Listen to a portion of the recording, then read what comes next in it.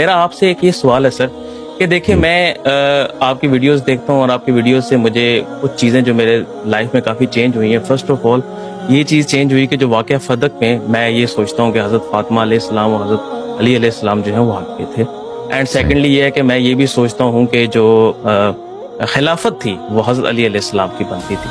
But بات یہی آ جاتی ہے کہ یہ دونوں چیزیں سوچنا، اور میں امامت کا بھی قائل ہوں کہ حضرت مہدی علیہ السلام آئیں گے اور وہ اس دنیا کو اسلام کی روشنی سے بھر دیں گے. تو میں یہ چیز پوچھنا چاہتا ہوں، کیا یہ چیزیں انف نہیں ہیں ایک مومن ہونے کے لیے؟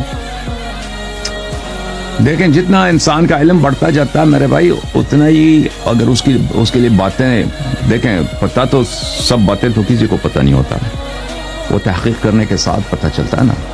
جب اختلافات کا پتہ چل جاتا ہے، مختلف اقوال کا پتہ چل جاتا ہے، تو پھر انسان فریقین کے دلائل کی طرف دیکھے تو بہت دفعہ حق بات کا پتہ چل جاتا ہے. کبھی کبھی ایسا ہوتا ہوگا کہ انسان تحیر میں رہتا ہوگا، لیکن اکثر حق بات کے تصدیق کے لیے، اس کی ویریفیکیشن کے لیے وہ ممکن ہے اور میسر ہے اور ہو جاتا ہے. تو اگر کوئی شخص اس کو اتنا ہی وقت ملا ہے، تو اس کو اتنا ہی پتہ چلا ہے کہ جتنی باتیں آپ نے کہی ہیں، تو وہ مومن ہے، اس کی نجات کے لیے کافی ہے.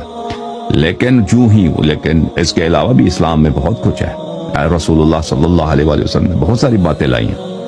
تو ان سب کا جہاں پہ اختلافات ہیں امت میں، اس میں کس فرقے کا قول حق ہے، وہاں پہ دلیل کو دیکھنا ہوگا اور دلائل کو دیکھنا ہوگا. اور پھر جب ایک فرقہ، آپ نے جب خود کہہ دیا کہ فدق میں یہ لوگ غلطی پر ہیں، یا انہوں نے ناجائز قبضہ کیا ہے ایک پراپرٹی پر، تو ایسے لوگ، اور ان کی امامت بھی آپ نے خود کہہ دیا کہ امامت کسی اور کا حق بنتا ہے، ان دونوں کا حق نہیں تھا، خلفاء کا حق نہیں بنتا. تو جس مذہب کا سرے سے اساسی باطل ہے، یعنی اساسی سے ان کے ائمہ کی امامت باطل ہے، ان کے خلفاء کی خلافت باطل ہے، اور انہوں نے اپنی خلافت کا ابتدا ہی ظلم آل رسول صلی اللہ علیہ وسلم کے ساتھ کیا. تو پتہ، تو یہ تو واضح بات ہے کہ اس مذہب اساسی سے باطل ہے.